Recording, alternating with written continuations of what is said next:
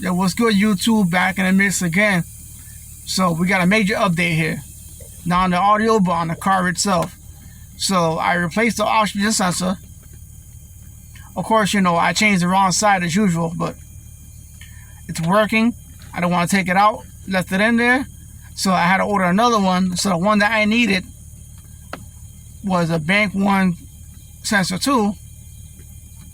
But I thought the one that I changed was Bank One sensor 2, but it wasn't it. So I changed Bank One sensor 2. And the car is no longer misfiring. Everything's good. Everything's working like the way it should. I believe I have 2 more sensors that are like original and probably need to get changed. But I'm not worried about that right now. I still got my light on. But I cleared it the other day, so the light that I have on now is for Bank One sensor 1, which is the one on the passenger side before the cat. So when I get a chance this week, I'm going to order that. And then after that, my check engine light will be off. Apparently, we had a problem with the oxygen sensor the whole time.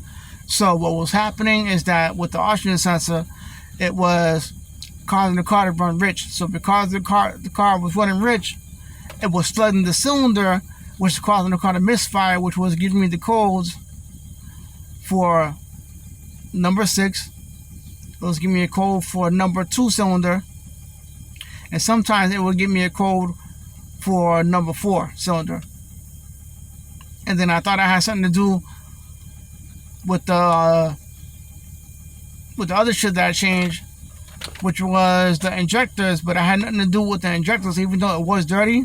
So it was a good thing that I bought brand new ones and replaced them anyways. So that's out the way. And then I knew I had nothing to do with the spark plugs, because those were brand new. Even though I did change 2 spark plugs that were directly from the dealer, and it ran better, but it didn't really change much. And then I did the coil packs. I knew it couldn't have been the coil packs, because I know the coil packs were brand new. But if you ever run into an issue with a Genesis and you have the same issue with the car's misfiring and you can't figure out where it's coming from, try changing your oxygen sensors first. The one I got from my car was Denso, and it worked perfectly fine. You can go dealer, but I went Denso. It worked out good. So if you want to go Denso, go Denso. I went Denso. It was fine. The only thing is, don't go aftermarket. I think the first set that I bought, it was aftermarket. But I don't remember what brand it was, but I know it wasn't Denso. It wasn't one of those good name brands, and none of the sensors were reading, so they were just bad out the gate. So when I switched over to Denso worked out fine. So that's why when I ordered my other sensor, I had ordered a Denso. So this week when I order my other one, I'm going to order that Denso as well. Wait for that to come in, slap that in, and we should be back in the market. After that, we should have no more codes. My gas mileage is back with the way it should be. So I'm not burning a lot of gas now. So my gas is going to be even better now. And I think it's going to be even better than before. So that's a major update. The fuses did come in.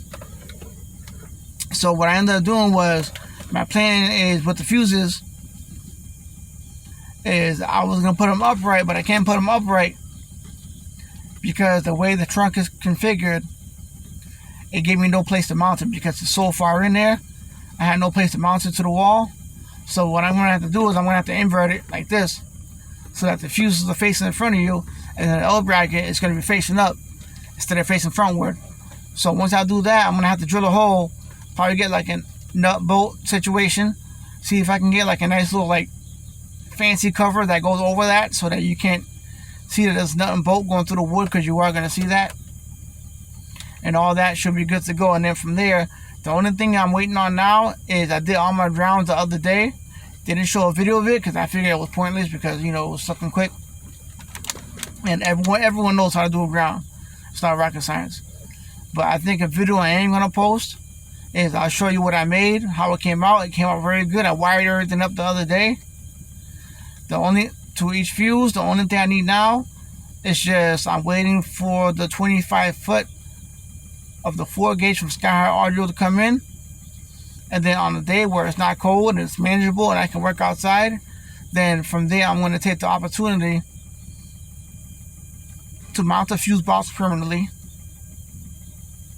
And then from there, I'm going to trace all my wires to see how long I need them, cut them, crimp them, and that should be all good to go. And then hopefully, we won't know now, but during the summertime, I'll play my music nice and loud, and hopefully we don't have the issue of the amps not having enough power and the amp shutting off.